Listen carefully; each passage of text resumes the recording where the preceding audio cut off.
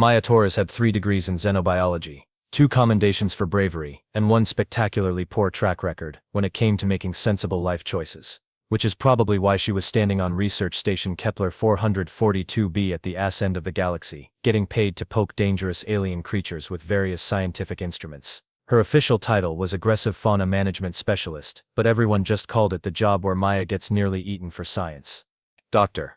Torres, came the crisp British accent of Norbert, the station's AI. I feel compelled to remind you that your last 3 field reports contained the phrase "probably shouldn't have done that," a combined total of 17 times. Maya adjusted her field pack and checked her scanner readings.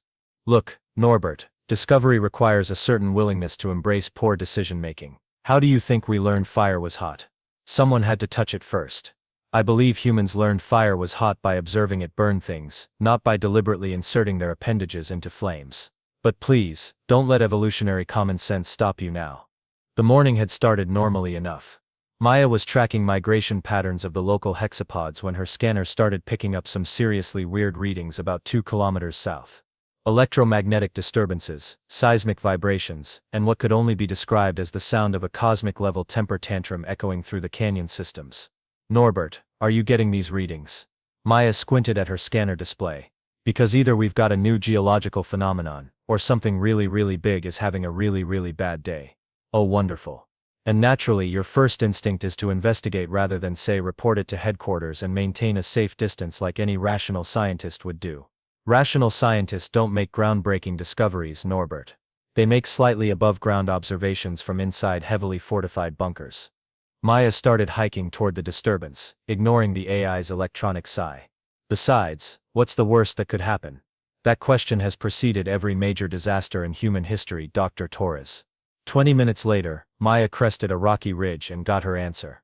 In the valley below, a creature roughly the size of a small spaceship was thrashing around like it was having the worst allergy attack in galactic history. It looked like someone had taken a dragon from human mythology, fed it nothing but protein supplements for about 2 centuries, and then given it a serious case of the sniffles. Scareth, though Maya didn't know his name yet, was approximately 30 meters of muscle, scales, and barely contained fury. His hide was a deep emerald that shifted to gold along his massive wings, and under normal circumstances, he would have been magnificent. Right now, he looked like he was trying to sneeze his own brain out through his nostrils. Oh, Maya said, watching the creature slam his enormous head against a cliff face in apparent frustration. Oh, you poor bastard. Dr. Torres, that is a Class A apex predator. Note the claws, the teeth, the fire-breathing capabilities currently scorching the local vegetation. This is not a poor bastard situation. This is a run away very quickly situation.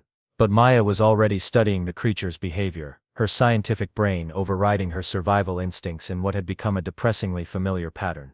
The dragon wasn't being aggressive exactly. It was pawing at its snout, shaking its head violently, and making sounds like a broken vacuum cleaner mixed with a foghorn. Every few seconds, it would rear back like it was about to sneeze, then nothing would happen, and it would slam its head against the rocks again. Norbert, look at the nasal cavity inflammation.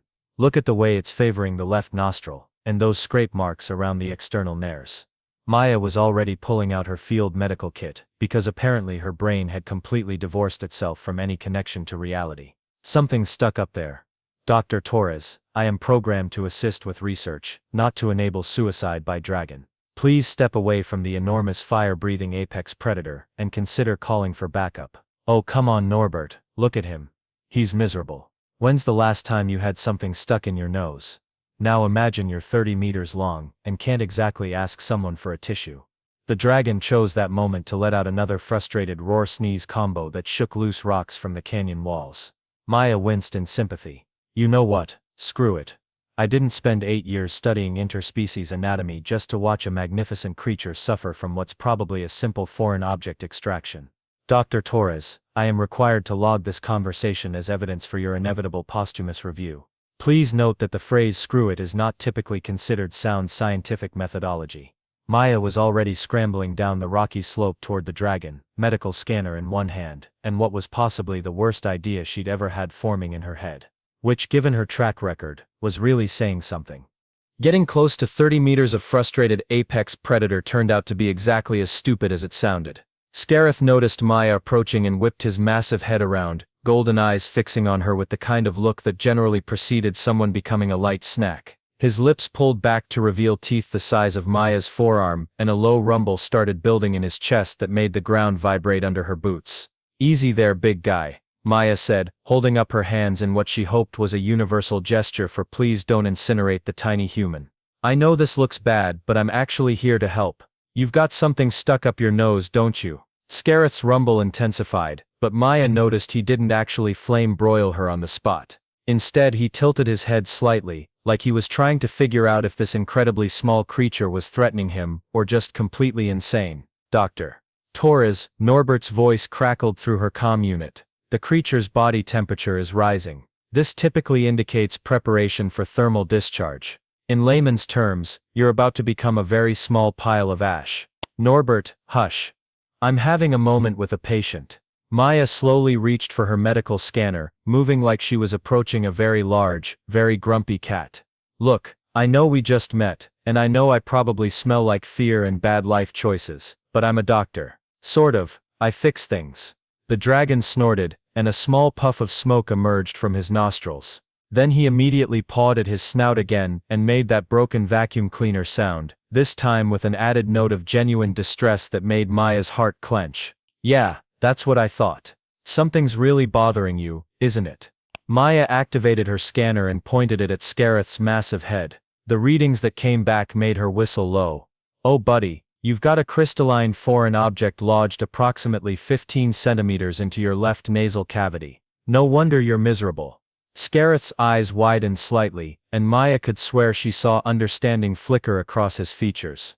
He lowered his head toward her, close enough that she could feel the heat radiating from his scales. "Dr. Torres, please tell me you are not considering what I think you are considering." "Norbert, I need you to access the xenobiology database and cross-reference extraction procedures for large crystalline objects in reptilian nasal cavities." "There are no such procedures, Dr. Torres, because no one has ever been stupid enough to attempt such a thing." "Well then, I guess we're about to write the first paper on it." Maya looked up at Scareth, who was watching her with what she was choosing to interpret as hopeful expectation rather than hungry anticipation. "Okay, big guy. Here's the deal. I can get that thing out of there, but you're going to have to trust me. And by trust me, I mean try really hard not to sneeze flame or eat me while I'm essentially climbing into your nostril." The next few minutes involved what could generously be called negotiation and more accurately be described as Maya making increasingly ridiculous gestures while a dragon tried to figure out if humans were always this weird. Eventually, Scareth seemed to reach some kind of decision and lowered his head all the way to the ground, positioning his left nostril at roughly Maya height. "I am required to note for the record," Norbert said, "that this is the most inadvisable medical procedure I have ever witnessed, and I once observed a Rigelian surgeon attempt to perform heart surgery with a spoon." Maya strapped on her headlamp and grabbed her extraction tools. "Norbert, sometimes medicine is about taking calculated risks." "There is nothing calculated about this, Dr. Torres. This is pure unfiltered insanity with a side of hubris." "Yeah, well, that's how humans roll." Maya took a deep breath, immediately regretted it due to the overwhelming smell of dragon sinuses, and stepped into Scareth's nostril. The next several minutes were undoubtedly the weirdest of Maya's life, which was saying something. Scareth's nasal cavity was surprisingly spacious, probably designed for processing the massive amounts of air needed for fire breathing, but it was also humid, warm and lined with mucous membranes that kept trying to close around her. Every few seconds, Scareth would make a small rumbling sound that vibrated through his entire skull, and Maya had to brace herself against the walls to avoid being shaken loose. "Talk about your hostile work environments," Maya muttered, following her scanner readings deeper into the cavity. "At least the lighting's good." She could hear Norbert calculating probability matrices for her survival, which wasn't exactly encouraging background noise. But there, about 2 meters in, her headlamp reflected off something that definitely didn't belong. The crystalline object was roughly the size of a baseball bat, and had somehow wedged itself into the narrowest part of Scareth's nasal passage. It was beautiful in a deadly sort of way, all sharp edges and prismatic surfaces, and it was definitely artificial. "Got you, you little bastard," Maya said, getting her extraction tools positioned. "Norbert, this isn't a natural formation. Someone put this here deliberately." Dr. Torres, Perhaps we could discuss the implications of deliberate dragon sabotage after you've extracted yourself from said dragon's nasal cavity. Maya got her tools around the crystal and started working it free. This involved a lot of careful wiggling, some creative applications of leverage, and absolutely no sudden movements that might trigger Scareth's sneeze reflex. The crystal was wedged in tight, and Maya had to brace her feet against the sides of the nasal cavity to get enough leverage. Come on, she muttered, feeling the crystal start to shift. Just a little more and, got it. The crystal came free with a wet popping sound, and Maya immediately found herself sliding backward as Scareth's nasal passage tried to return to its normal size. She managed to keep hold of both the crystal and her dignity as she tumbled out of the dragon's nostril, landing in an undignified heap covered in alien dragon mucus. Scareth immediately reared back and let out the most tremendous sneeze Maya had ever witnessed. It sounded like a sonic boom mixed with a thunderclap, and the force of it knocked her flat on her back. But when the echoes died away, the dragon's expression transformed completely. The pain and frustration were gone, replaced by what could only be described as profound relief. Well, Maya said, sitting up and wiping dragon snot out of her hair, that's definitely going in the mission report. Norbert, remind me to request hazard pay. Dr. Torres, I believe you may have just made the most important first contact in human history. Also, you smell terrible. Scareth lowered his massive head until he was eye level with Maya, and for a moment, she thought she might have made a terrible mistake. But instead of eating her, the dragon did something completely unexpected. He very gently pressed his snout against her shoulder in what was unmistakably a gesture of gratitude. Maya looked down at the crystalline object in her hands, then back up at Scareth's golden eyes, and realized that her day was about to get a lot more complicated. Over the next hour, Maya discovered several important things about dragon behavior. First, Scareth apparently considered her his new best friend, following her around like a 30-meter puppy with wings, and a tendency to accidentally set things on fire when he got excited. Second, dragon gratitude involved a lot of head-butting, which was adorable until you factored in the concussion risk. And third, she was definitely going to need a bigger research grant. Norbert, are you recording this? Because I'm pretty sure I'm the first human to successfully establish peaceful contact with an apex predator by performing impromptu nasal surgery. Oh yes, Dr. Torres. I'm documenting everything for what I'm sure will be a fascinating posthumous analysis of human decision-making patterns. Maya was examining the crystalline object under her portable microscope while Scareth lounged nearby, occasionally making pleased rumbling sounds that vibrated through the ground. The crystal was definitely artificial, covered in microscopic etching that looked almost like circuitry. More importantly, it was slowly dissolving, releasing trace amounts of neurotoxins that would have been just enough to cause chronic pain and disorientation in a creature of Scareth's size. This is sophisticated, Maya muttered. Someone designed this specifically to incapacitate dragons without killing them. But why would you want to weaken apex predators instead of just eliminating them? Perhaps, Norbert suggested, because someone wanted to clear the territory for colonization without completely destroying the ecosystem. A weakened apex predator population would be manageable, but a dead one could cause cascading environmental collapse. Maya looked up at Scareth, who was currently trying to figure out how to scratch behind his own ears with claws the size of swords. That's actually brilliant. And completely horrible. You weaken the predators, move in with your colonization force, and by the time anyone realizes what's happening, you've already established control. She stood up, pieces clicking together in her mind.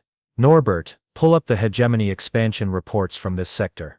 Dr. Torres, I should point out that the hegemony has not yet made official contact with this system. Exactly. Which means if they're already here, it's not a diplomatic mission. Maya began pacing, which caused Scareth to lift his head with interest. They're scouting for a takeover. Systematic weakening of local predator species, probably mapping resources, testing planetary defenses. Scareth suddenly went very still, his head turning toward the sky. Maya followed his gaze, and saw the unmistakable glint of metal reflecting sunlight in the upper atmosphere. Ships, big ones. Well, Maya said, I guess that answers the question of whether I was right about the hegemony involvement. Dr. Torres, I'm detecting multiple large vessels entering the system.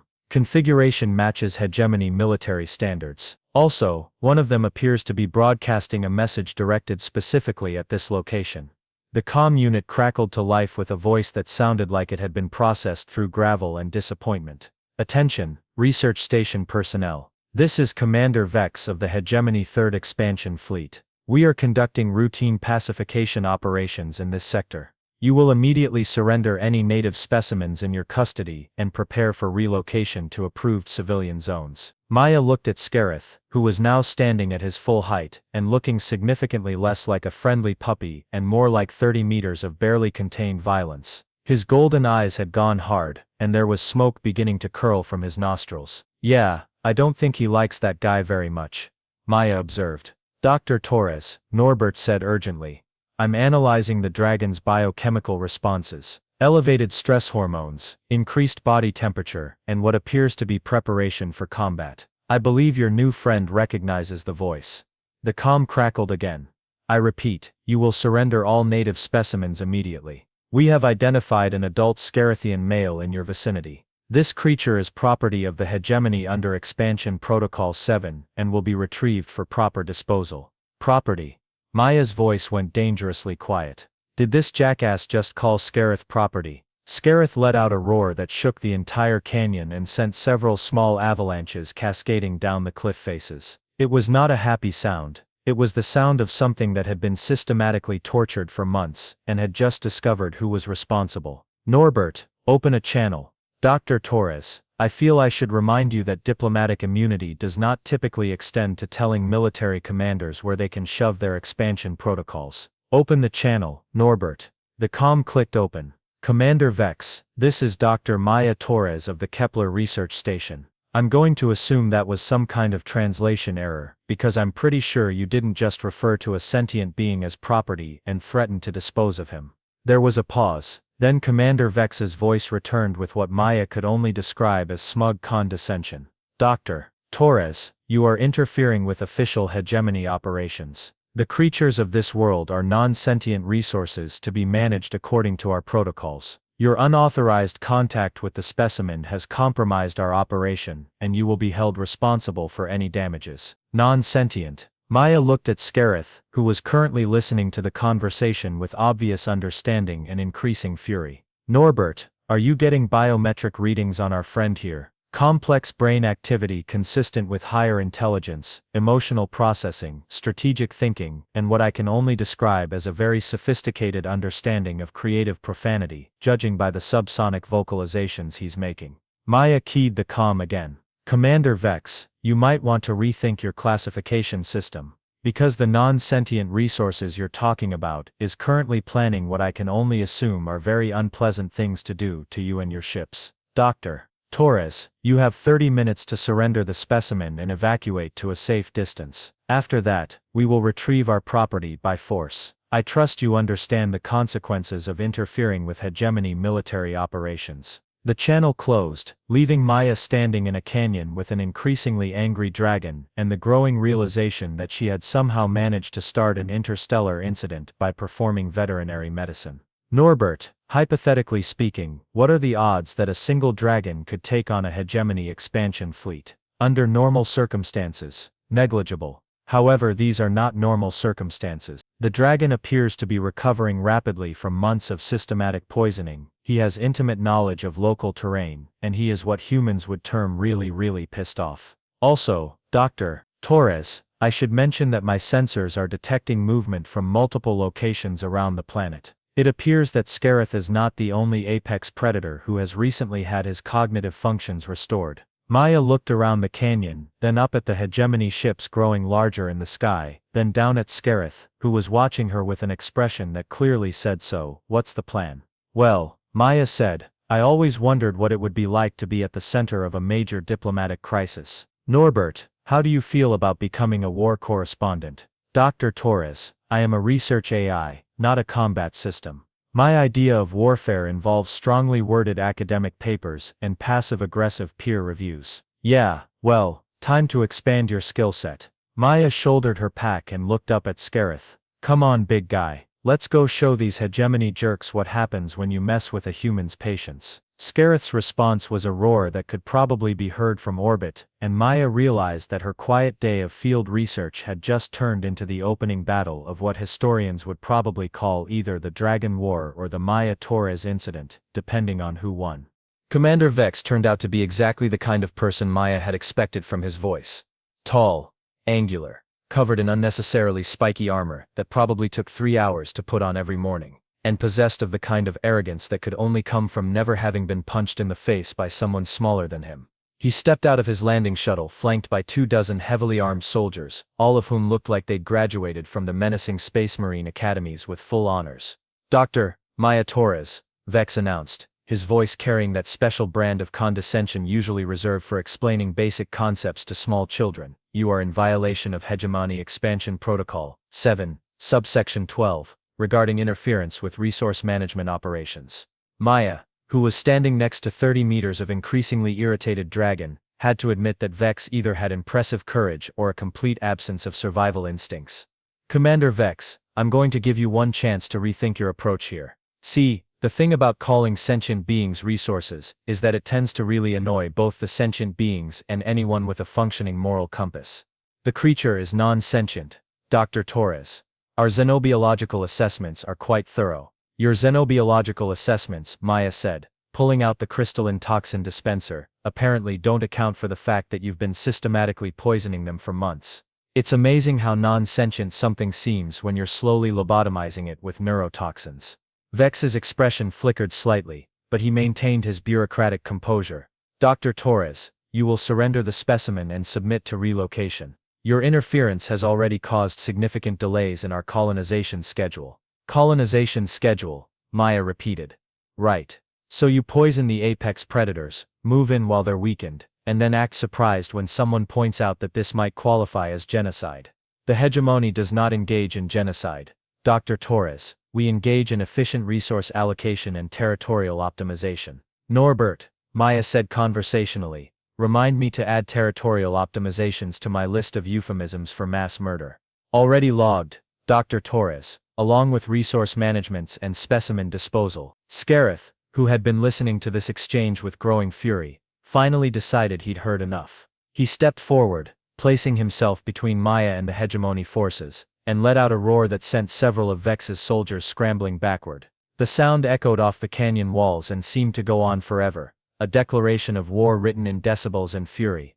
Impressive, Vex said, apparently unmoved by the display. But ultimately irrelevant. Sergeant Crix, deploy the pacification field. One of the soldiers activated a device that immediately filled the air with a high-pitched whine. Scareth staggered slightly, his roar cutting off as he shook his head in obvious discomfort. Neural disruptor, Vex explained with satisfaction, specifically calibrated for Scarethian brain patterns. The creature will be incapacitated within minutes, after which we can proceed with proper disposal. Maya felt something cold and angry settle in her stomach. You know what, Commander, I think you've made a fundamental error in your assessment of this situation. And what would that be, Dr. Torres? You assumed I came here alone. The ground began to vibrate, a low thrumming that Maya could feel in her bones. Vex's soldiers looked around nervously as the sound grew stronger, and Maya smiled the kind of smile that probably should have come with a warning label. Norbert, how many apex predators did you say were showing signs of recovery? Approximately 47 in the immediate area, Dr. Torres. And that number appears to be rising as the detoxification process spreads through the ecosystem. The first dragon appeared on the ridge above them, a massive creature with scales that shifted from deep blue to silver in the sunlight. Then another emerged from behind a rock formation to their left. Then 3 more crested the opposite ridge. Oh, Commander Vex said, and Maya was pleased to note that his voice had lost some of its smugness. See, the thing about apex predators, Maya continued, as more dragons appeared around the canyon, is that they're usually pretty good at communicating with each other. And Scareth here has been having a very interesting conversation with his friends about exactly who's been making their lives miserable for the past few months. By now there were at least 20 dragons visible on various ridges and rock formations, all of them focused on the hegemony forces with the kind of attention usually reserved for particularly interesting prey. The neural disruptor was still whining, but it seemed to be having diminishing effects as the dragon's natural resistance reasserted itself. This is impossible, Vex snarled. Our intelligence indicated a single specimen in this area. Your intelligence, Maya said, was based on observing creatures that were barely conscious due to chronic poisoning. Turns out dragons are a lot more social when they're not suffering from artificial brain damage. Scareth shook off the last effects of the neural disruptor and took another step toward Vex's forces. The other dragons began moving as well, flowing down the canyon walls with a grace that was beautiful and terrifying in equal measure. Dr. Torres, Vex said, his voice taking on a distinctly less confident tone. You are interfering with official hegemony operations. The consequences for your actions will be severe. Commander Vex, Maya replied.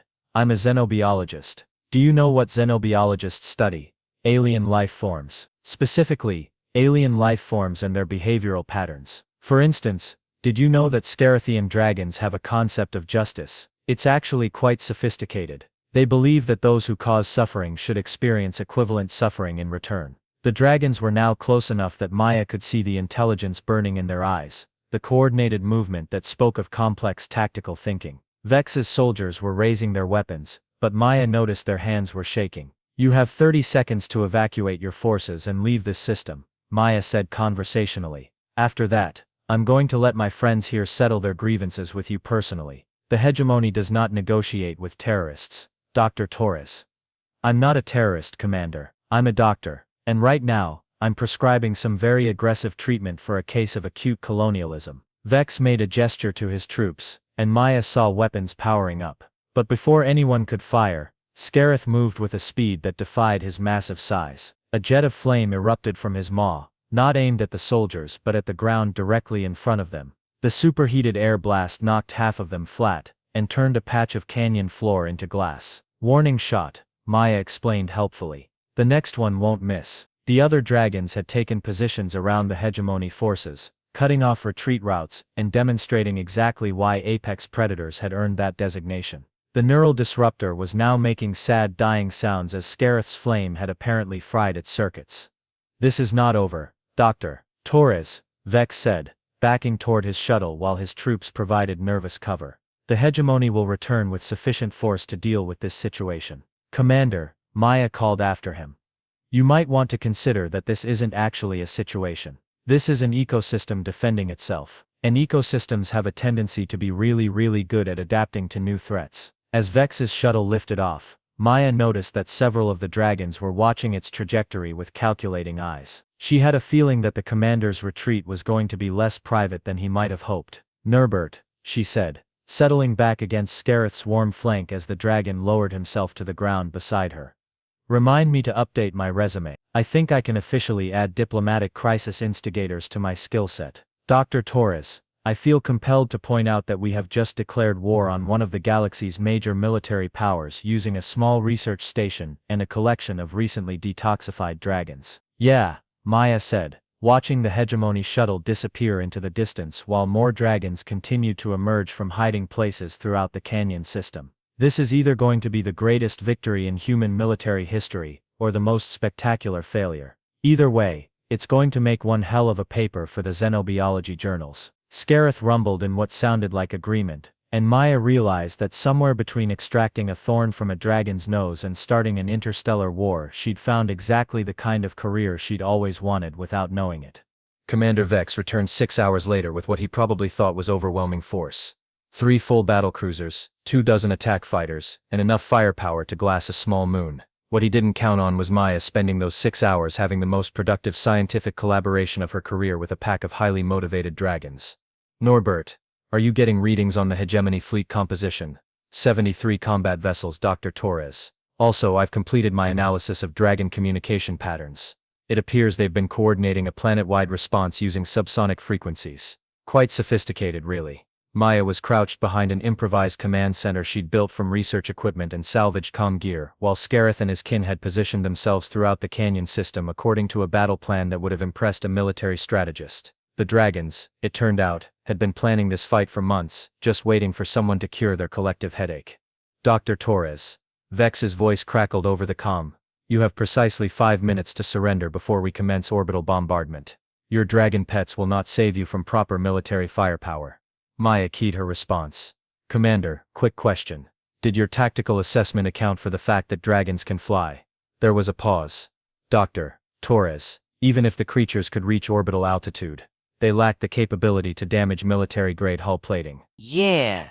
About that, Maya checked her scanner readings as the first wave of dragons took flight, their massive wings catching thermals and carrying them up toward the hegemony fleet. Norbert, Explain to the nice commander what happens when you combine dragon fire with the right atmospheric chemistry. Certainly, Dr. Torres. Dragon flame burns at approximately 4,000 degrees Celsius and contains metallic compounds that become superheated plasma in low oxygen environments. In space, this creates what humans might term very expensive fireworks. The first dragon reached the lead battle cruiser just as Vex was probably realizing that non-sentient resources don't typically coordinate complex aerial attacks. Maya watched through her field scope as Scareth's cousin, a massive silver female, landed on the ship's hull and began systematically melting through what were supposed to be impenetrable blast shields. This is impossible. Vex sputtered over the comm. Commander, you've been systematically weakening apex predators for months without considering what they might do when they recovered. That's not impossible, that's just really poor strategic planning. More dragons were reaching the fleet now, and Maya had to admit it was beautiful in a terrifying sort of way. They moved like aerial dancers, using the ship's own gravity fields to maneuver while applying directed flame to critical systems. The hegemony pilots were trying to engage, but fighter craft weren't designed to dogfight with creatures that could change direction by literally grabbing onto things with their claws. Norbert, are you recording this? Because I'm pretty sure we're witnessing the first documented case of dragons conducting space warfare. Indeed, Dr. Torres.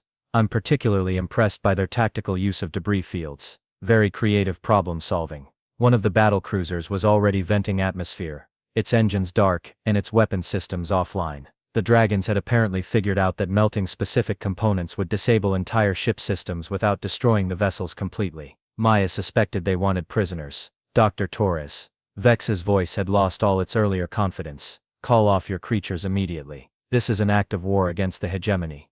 Commander, I'm not calling off anything. I'm just a xenobiologist who helped some dragons with a medical problem. What they choose to do with their recovered health is entirely up to them. The second battlecruiser was now listing badly, and Maya could see escape pods launching from several of the smaller ships. The dragons were herding the fleeing vessels like space-going sheepdogs, directing them toward the planet's surface where Maya suspected they'd have some very pointed conversations about invasion ethics. Besides, Maya continued, I thought these were non-sentient resources. Surely you can handle a few animals.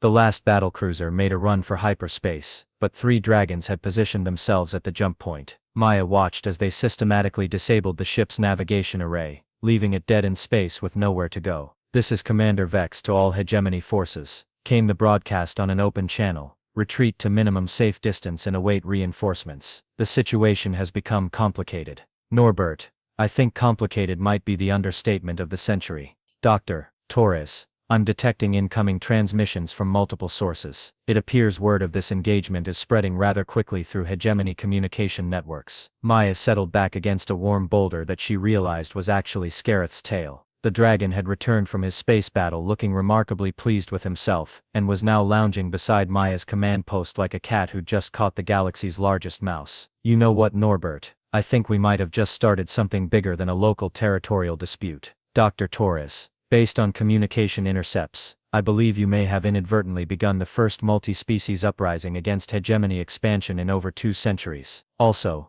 there are 17 news networks requesting interviews. Maya looked up at the wreckage floating in orbit, then down at Scareth, who was making contented rumbling sounds while watching hegemony escape pods streak toward the planet's surface. Well, she said, I always did want to make a significant contribution to xenobiology. I just thought it would involve more peer review and less interstellar warfare. Dr. Torres, if it helps, I believe your paper on dragon-human cooperative military tactics will be very well cited. Thanks, Norbert. That's actually pretty encouraging. 3 weeks later, Maya was sitting in what used to be her quiet research station and was now apparently the unofficial headquarters of the Kepler Anti-Colonial Alliance. A name that Norbert had suggested, and which had somehow stuck despite Maya's protests that she'd never intended to start a political movement. Dr. Torres, Norbert announced. You have 17 interview requests from galactic news networks, 43 diplomatic communications from systems interested in joining the alliance, and 1 very apologetic message from the hegemony high command requesting negotiations.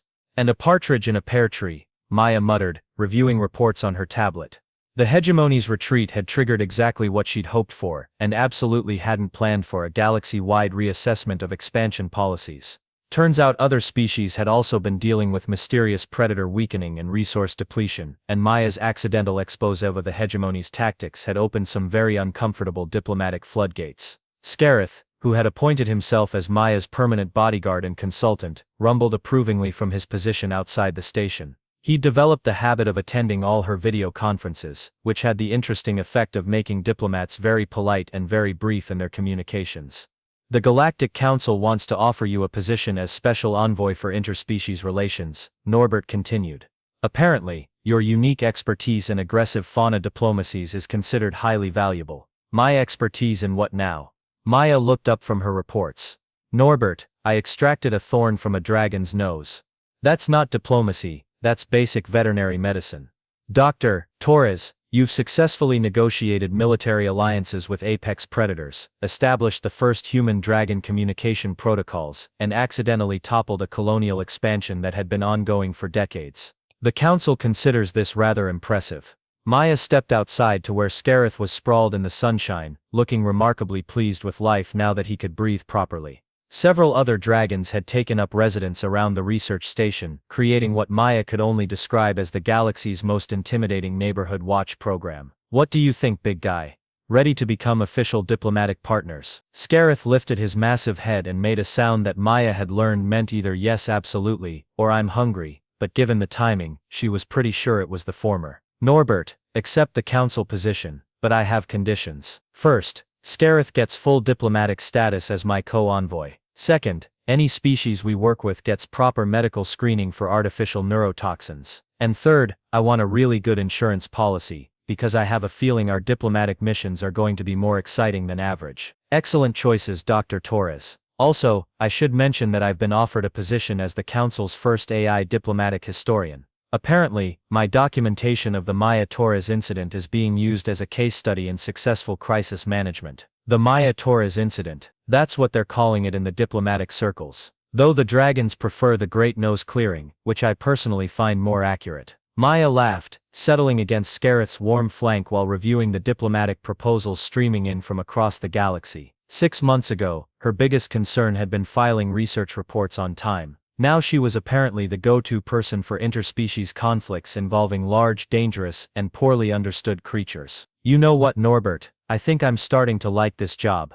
Dr. Torres, if I may ask, what exactly is this job? Maya gestured toward the dragons lounging around her research station, the stream of diplomatic communications, and the orbital platforms being constructed by the new alliance members. Professional problem solver with a specialty in species that everyone else is too scared to talk to, she said. Turns out the galaxy is full of misunderstood apex predators, who just need someone willing to listen to their problems. Scarith chose that moment to develop what sounded like a minor cough, and Maya immediately reached for her medical scanner out of pure habit. And apparently, she added, pulling up diagnostic readings, I'm also the galaxy's first dragon physician. Norbert, remind me to request hazard pay. Again, already submitted, Dr. Torres. Along with a requisition for expanded medical supplies and a strongly worded suggestion that the Council invest in better health insurance for diplomatic personnel. Maya smiled, watching the sunset paint the canyon walls gold while her dragon partner grumbled contentedly beside her. She'd started the day as a xenobiologist studying migration patterns and somehow ended up as the galaxy's most unlikely diplomatic duo. Not bad for someone who just wanted to help a dragon with a stuffy nose.